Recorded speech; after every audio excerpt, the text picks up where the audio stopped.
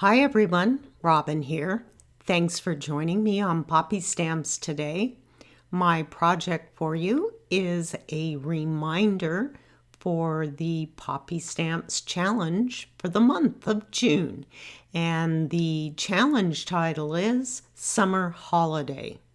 And ever since I saw this die that I'm using, which is the Wavy heart die, all I can think of is that song by the Honey Drippers, The Sea of Love. So go figure. I used the die to cut two different colors of cardstock. I cut one with a light blue and one with a darker blue. And while the pieces were still in the die cut, I used some repositionable Scotch tape to keep the pieces together. It sure made it a lot easier for me to alternate the colors when I was putting them onto the heart backer. To make the heart backer, I used a piece of scrap cardstock, the Wavy heart die, and just traced around it. Once I had that traced, I used a pair of scissors to cut out the backer. Once my heart shape was cut, I used a tape runner to cover the heart and then just started alternating the different colors of cardstock, trimming the backer as I went. I think you can easily cut that backer a little bit smaller, and it will save you some time of having to go back and recut a few areas. To create my stenciled background, I'm using a piece of Nina Solar White 80 pound, and I'm using painter's tape to adhere it to my craft mat. The stencil I'm using is from Memory Box, and it's called Sprinkled Dots. I've used this stencil many times in the past.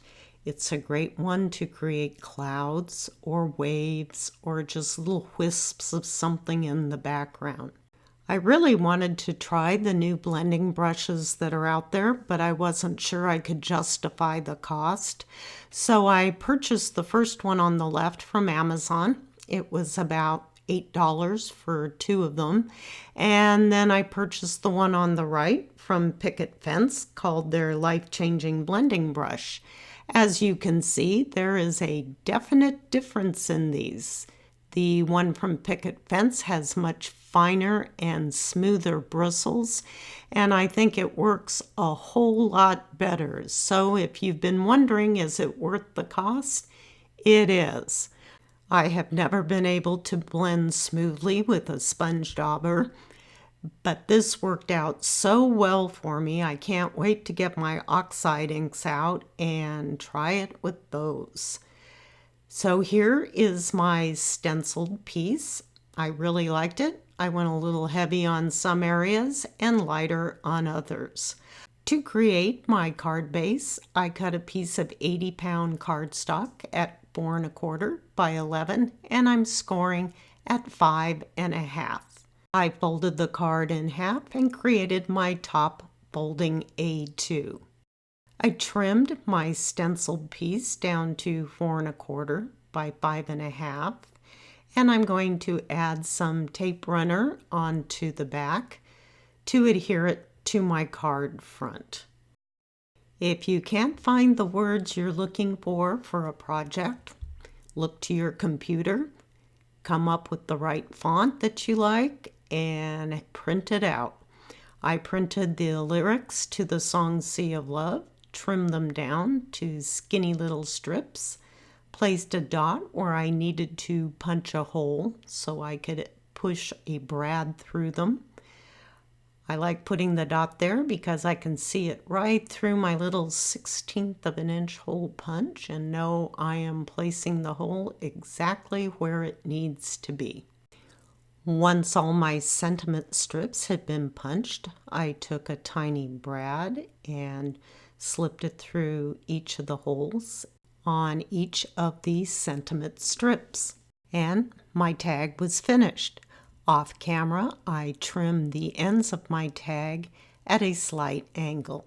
I added foam tape to the back of my pieced heart and added to the front panel. My lyric tag I positioned onto the heart and adhered it to the heart using some liquid glue.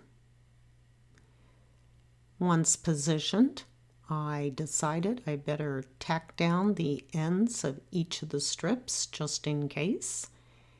And my card was almost done except for a little sentiment, which I'm using from the Sending Love stamp set. Just a simple saying. I'm going to heat emboss it onto a piece of vellum, and I'm using some Wendy Vecchi blue embossing powder. Once heat set, I trimmed it down to a skinny strip, decided where I would put it, trimmed the tag end at an angle, and I'm going to add some multi-matte media to adhere the strip to my card front. I have found that the multi-matte media works well for non-porous materials such as vellum. Once my little strip was dry, I simply flipped the card over and used a pair of scissors to trim the excess flush with the edge of the card. And there's my finished card.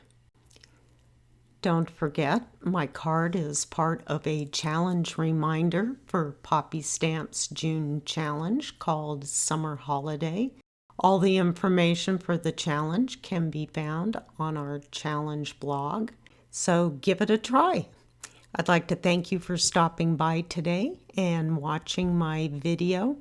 I hope you come back again often for more inspiration from Poppystamps. Bye-bye.